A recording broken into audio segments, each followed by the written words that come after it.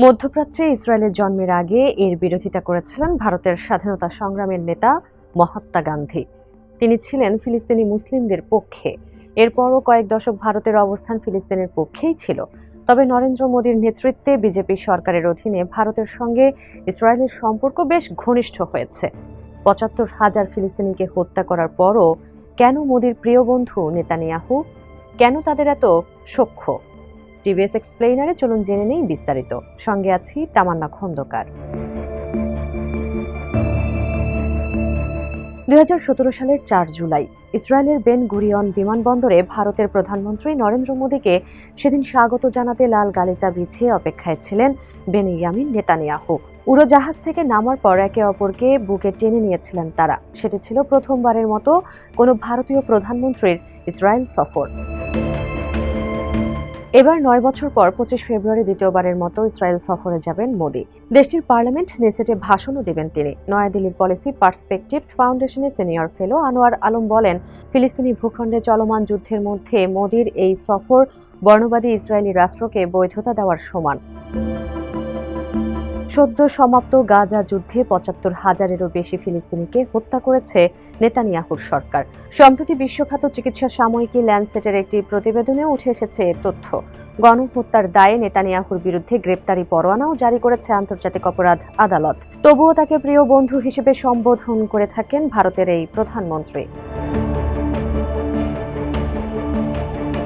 কাতার ভিত্তিক সংবাদ মাধ্যম আল জাজিরার প্রতিবেদন অনুযায়ী ২০১৪ সালে নরেন্দ্র মোদী ক্ষমতায় আসার পর ভারত দ্রুত ইসরায়েলের অন্যতম বৃহৎ অস্ত্র ক্রেতায় পরিণত হয়। গণমাধ্যমটির এক অনুসন্ধান বলছে, ২০২৪ সালে গাজায় ইসরায়েলের গণহত্যা চলাকালে ভারতের কয়েকটি অস্ত্র প্রস্তুতকারী প্রতিষ্ঠান দেশটিকে রকেট ও বিস্ফোরক সরবরাহ করেছে। মোদীর ইসরায়েল প্রীতির অন্যতম একটি কারণ হলো এই দু দেশের মধ্যে আদর্শিক মিল। হিন্দু জাতীয়তাবাদী দল বিজেপি ভারতের ভূখণ্ডকে বিশ্বের সব হিন্দুর আবাসভূমি হিসেবে গড়ে তুলতে চায়। অন্যদিকে ইসরায়েল নিজেকে বিশ্বজুড়ে ইহুদিদের জাতীয় আবাসভূমি হিসেবে প্রতিষ্ঠিত করতে চায়। আরেকটি বিষয় হলো, মোদী ও নেতানিয়াহু উভয়ে ইসলামী সন্ত্রাসবাদকে প্রধান নিরাপত্তা হুমকি হিসেবে চিহ্নিত করেন। ২০১৭ সালের আগে ভারতের কোনো প্রধানমন্ত্রী ইসরায়েল সফর করেননি। মোদী সেই প্রচলিত নীতি ভেঙে সরাসরি তেল আবিব সফর করেন। মোদীর ইসরায়েল সফরকে ঘিরে বিতর্কও সৃষ্টি হয়। যুক্তরাষ্ট্রের কুখ্যাত যৌন অপরাধী জেফ্রি অ্যাপস্টাইন দাবি করেছিলেন, তার পরামর্শেই মোদী ইসরায়েল সফর করেন, কেননা এতে ডোনাল্ড ট্রাম্প সন্তুষ্ট হবেন।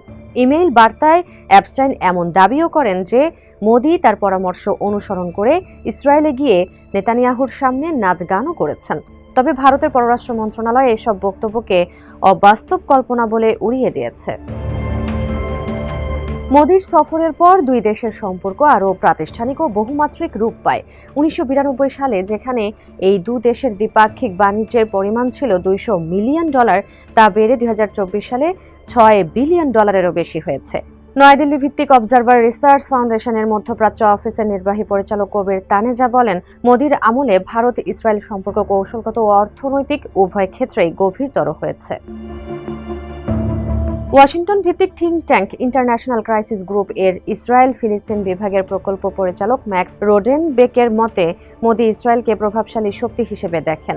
ইসরায়েলের সঙ্গে ঘনিষ্ঠতা যুক্তরাষ্ট্রের রাজনৈতিক মহলে, বিশেষত কংগ্রেসে ভারতের অবস্থান মজবুত করতে সহায়ক হতে পারে। গাজায় গণহত্যার প্রেক্ষাপটে এবার নেতানিয়াহু সরকারের ওপর ইসরায়েলের গণভোট অনুষ্ঠিত হবে। ম্যাক্স রোডেনবেক মনে করছেন, মোদীর এই সফরটি ইসরায়েলি নির্বাচনী প্রচার শুরুর প্রেক্ষাপটে নেতানিয়াহুর আন্তর্জাতিক ভাবমূর্তি জোরদারে সহায়ক হবে। সফরটি নেতানিয়াহুর প্রতি প্রায় ব্যক্তিগত অনুগ্রহের ইঙ্গিত বহন করে। কবির তানেজা বলেন, বর্তমান বৈশ্বিক প্রেক্ষাপটে ইসরায়েলের অনেক বন্ধু নেই। ভারত অবশ্য সেই ভূমিকাটি পালন করছে। মোদীর সফর প্রমাণ করে যে ইসরায়েল পুরোপুরি বিচ্ছিন্ন নয়।